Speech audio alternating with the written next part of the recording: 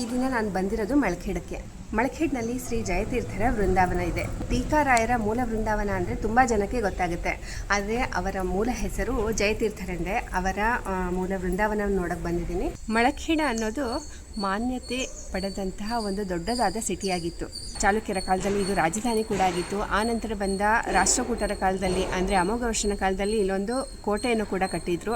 ಆಗಲೂ ಕೂಡ ಇದು ತುಂಬ ಸುಸ್ಥಿತಿಯಲ್ಲಿರುವಂಥ ಒಂದು ಪ್ರಧಾನ ಅವರ ಆಡಳಿತದ ಒಂದು ಭಾಗವಾಗಿ ಮಾನ್ಯತೆ ಪಡೆದಂಥ ಒಂದು ಕೀಟ ಈಗ ಬರ್ತಾ ಜನರ ಬಾಯಲ್ಲಿ ಅಪಭ್ರಂಶಗೊಂಡು ಮಾನ್ಯತೆ ಕೀಟ, ಮನಖೇಡ, ಮಳಖೇಡ, ಹೀಗೆ ಮಳಖೇಡ ಅಂತ ಹೀಗಾಗಿದೆ. ಆ ರಾಜರ ಕಾಲದಲ್ಲಿ ಕಟ್ಟಲ್ಪಟ್ಟಂಥ ಕೋಟೆಗಳಾಗಲಿ ಮತ್ತು ಪುರಾತತ್ವ ಇಲಾಖೆಗಳಿಂದ ಸಂರಕ್ಷಿಸಲ್ಪಡುವಂಥ ಸ್ಮಾರಕಗಳಾಗಲಿ ಅಥವಾ ಅನೇಕ ಮಾನ್ಯುಮೆಂಟ್ಸು ಈಗಲೂ ಕೂಡ ಇದ್ದಾವೆ. ಈ ಭಾಗದಲ್ಲಿ ಬಂದರೆ ಅನೇಕ ಆ ಥರದ ಪ್ಲೇಸಸ್ಗಳನ್ನ ನಾವು ನೋಡಿಕೊಂಡು ಹೋಗ್ಬೋದು. ಇದು ಗುಲ್ಬರ್ಗಾದಿಂದ 40 ಕಿಲೋಮೀಟರ್ ಆಗುತ್ತೆ. ಸೊ ನಾನಂತೂ ಇಲ್ಲಿಗೆ ತುಂಬ ಈಸಿಯಾಗಿ ಬಂದು ತಲುಪಿದ್ದೀನಿ. ಯಾಕೆಂದರೆ ಗುಲ್ಬರ್ಗಾದಿಂದ ಡೈರೆಕ್ಟಾಗಿ ನಮಗೆ ಬಸ್ನ ಫೆಸಿಲಿಟಿ ಕೂಡ ಇದೆ ಮತ್ತು ಡೈರೆಕ್ಟಾಗಿ ನಾವು ಮಳಖೇಡಕ್ಕೆ ಟ್ರೈನಿಂದಲೂ ಕೂಡ ಬರ್ಬೋದು. ಮತ್ತು ಈಗ ನಾನು ದೇವಸ್ಥಾನದ ಒಳಗಡೆ ಹೋಗಿ ಬರ್ತೀನಿ. ಬಂದ ಮೇಲೆ ಮತ್ತಷ್ಟು ಇಲ್ಲಿಯ ವಿಷಯಗಳನ್ನ ಹೇಳ್ತೀನಿ.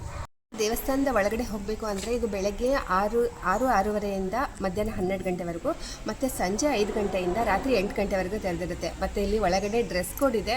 ಲೇಡೀಸ್ಗೆ ಸೀರೆ ಕಂಪಲ್ಸರಿ ಮತ್ತು ಜೆಂಟ್ಸಿಗೆ ಲುಂಗಿ ಉಟ್ಕೊಂಡು ಅಥವಾ ಧೋತಿ ಪಂಚೆ ಈ ಥರದ್ದು ಉಟ್ಕೊಂಡೇ ಒಳಗಡೆ ಹೋಗಬೇಕು.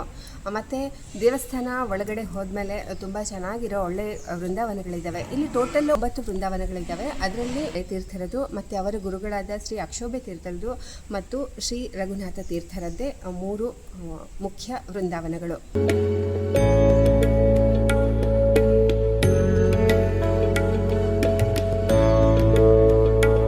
ಸೊ ನಾವು ಒಳಗಡೆ ಹೋಗಿ ಬಂದೆ, ದರ್ಶನ ಮುಗಿಸ್ಕೊಂಡು ಬಂದಿದ್ದೀನಿ.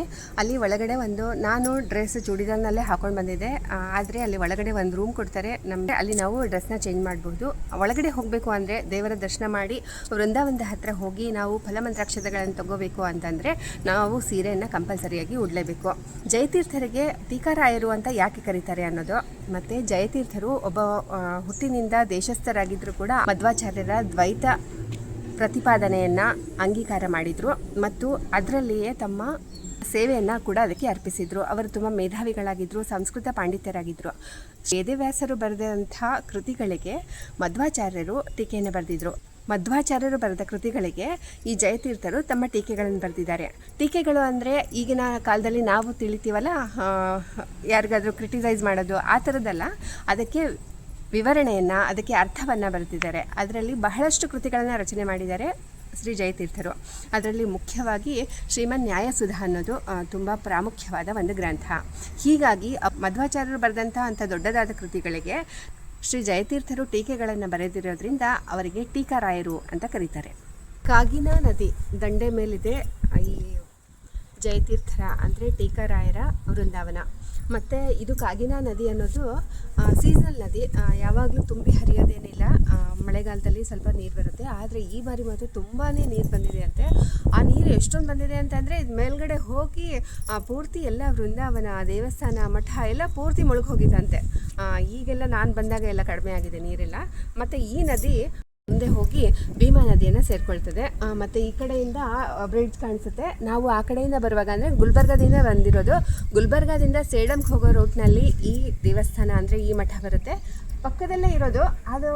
ಅಲ್ಲಿ ಮೇಲ್ಗಡೆ ಒಂದು ಸೇತುವೆ ಕಾಣಿಸುತ್ತೆ ಮತ್ತು ಕೆಳಗಡೆ ಒಂದು ಬ್ರಿಡ್ಜ್ ಕಾಣಿಸುತ್ತೆ. ಮೊದಲಿಂದ ಆ ಕೆಳಗಿಂದ ಬ್ರಿಡ್ಜನ್ನು ಕೂಡ ಅಂದರೆ ಉಪಯೋಗಿಸ್ತಾ ಇದ್ರು. ಆದರೆ ಈಗ ಮೊನ್ನೆ ರೀಸೆಂಟಾಗಿ ಮಳೆ ಬಂದಿತ್ತಲ್ಲ, ತುಂಬ ಜಾಸ್ತಿ ಮಳೆ ಬಂದಿರೋದ್ರಿಂದ ಆ ಸೇತುವೆ ಕೂಡ ಮುಳುಗೋಗಿತ್ತಂತೆ. ಈ ಮೇಲ್ಗಡೆಯಿಂದ ಬಂದು ಸ್ವಲ್ಪ ಕೆಳಗಡೆ ಇಳಿದು ಲೆಫ್ಟ್ ಸೈಡಲ್ಲಿ ಮತ್ತೆ ನಾವು ವಾಪಸ್ ಬಂದ್ವಿ ಅಂತಂದರೆ ಈ ಮಠ ಇರುತ್ತೆ.